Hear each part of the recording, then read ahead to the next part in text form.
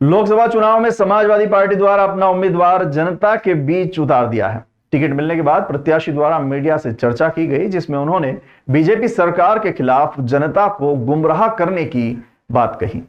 Bahujan Samajwadi party के प्रत्याशी ने बताया कि हम शिक्षा, युवा, बेरोजगार, किसान और मूलभूत सुविधा लेकर जनता के बीच वोट मांगने के लिए जाएंगे। और उन्होंने ये भी कहा कि उन्हें पूरा विश्वास है जनता उन्हें वोट देकर जिताएगी। इसी के साथ ही बहुजन समाजवादी पार्टी के उज्जैन आलोट सांसद प्रत्याशी लोकसभा चुनाव एडवोकेट प्रकाश चौहान ने उनकी पार्टी की सरकार बनने पर पुलिस विभाग में कार्यरत छोटे से लेकर बड़े तक व्यक्ति के बारे में अपनी योजनाएं बताई। साथ ही साथ वकीलों के लिए रिटायरमेंट के बाद पेंशन योजना चालू करने की बात कही और आम जनता की हर जरूरत की पूर्ति करने के लिए महंगाई को कम करने की बात भी कही। बहुजन समाज पार्टी उज्जैन की ओर से आज आप मीडिया के सामने ये बताने आया हूँ कि आलोट उज्जैन छछदी क्षेत्र से एडवोकेट प्रकाश चौहान साहब को बहुजन समाज पार्टी से टिकट मिला है। इसको लेकर हम यहाँ आ जाए। किन किन मुद्दों को लेकर आप सर जनता के बीच जाएंगे? क्या जनता के बीच में हम बेरोजगारी सबसे बड़ा मुद्दा है। उसके बाद में आज जिस प्रकार से इस देश के अंदर गरीबी बढ़ रही है वो एक मुद्दा है। पुलिस लाइन आर्डर बिल्कुल ना के बराबर है।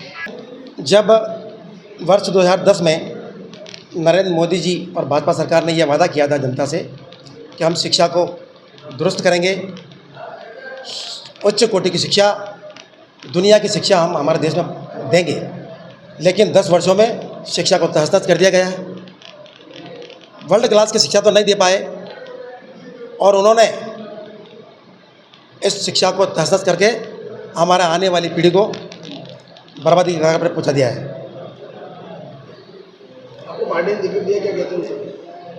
मुझे पार्टी ने टिकट दिया। मैं बहन जी का और सब वरिष्ठ पदाधिकारियों का आभारी हूँ कि मुझे एक छोटे से आदमी से व्यक्ति को टिकट दिया, से सम्मानित किया।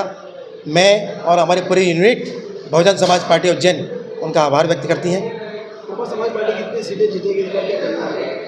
बहुजन समाज पार्टी कभी भी झूठे वादों में भरोसा नहीं करती।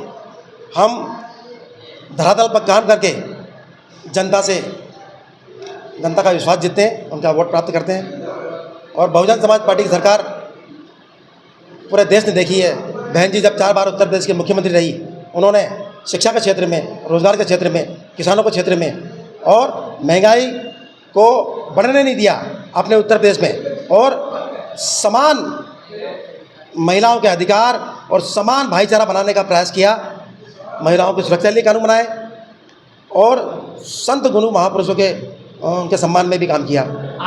प्रमुख मुद्दे हमारे यही होंगे। शिक्षा से बच्चे का उदय होता है, वो दुनिया में तय करता है कि वो जीवन कैसे जिएगा। हम शिक्षा को दुरुस्त करेंगे और बेरोजगार युवाओं को रोजगार, उनकी जो आवश्यकता होगी उस हिसाब से रोजगार का उपलब्ध कराएंगे। किसानों जो आत्महत्या कर रहे हैं, आज जो 10 साल से मोदी सरकार MSP नहीं दे पाई, हम वो देने का प्रयास करेंगे। और उनके कृषि जो उपकरण हैं, खाद बीज हैं, वो सस्ता करेंगे ताकि वो मान सम्मान की ज़िंदगी जी सके।